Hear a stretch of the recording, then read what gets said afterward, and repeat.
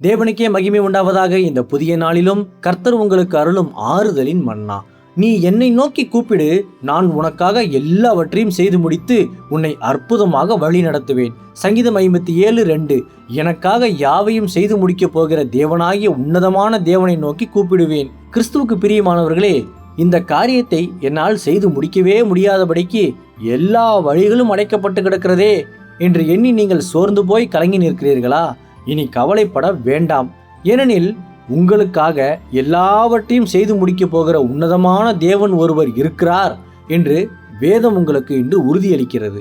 நம்முடைய சொந்த பலத்தினால் செய்ய முடியாத காரியங்களை உன்னதமான தேவனை நோக்கி கூப்பிடும்போது அவர் தமது வல்லமையால் நமக்காக நிச்சயமாக செய்து முடிப்பார். இஸ்ரவேலருக்கு செங்கடல் ஒரு தடையாக இருந்தபோது மோசே தேவனை நோக்கி கூப்பிட்டான்.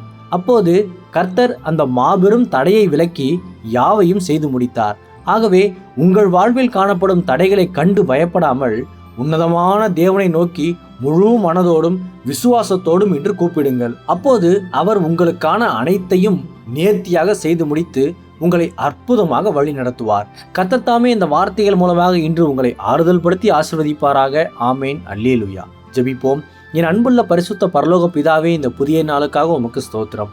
யாவையும் செய்து முடிப்பவரே, இன்று உம்மை நோக்கி கூப்பிடும் எனக்காக நீர் எல்லாவற்றையும் செய்து முடித்து என்னை அற்புதமாக வழி நடத்தும். இன்று பிறந்த நாள், திருமண நாள் கொண்டாடும் உமது பிள்ளைகளின் இந்த புதிய ஆண்டை உமது நன்மை கிருபையால் முடிசூட்டி ஆசீர்வதியும். பிதாவே, இயேசுவின் வருகையில் நான் அவரோடு எடுத்துக்கொள்ளப்படும்படி என்னை தகுதிப்படுத்தும், தயார்படுத்தும்.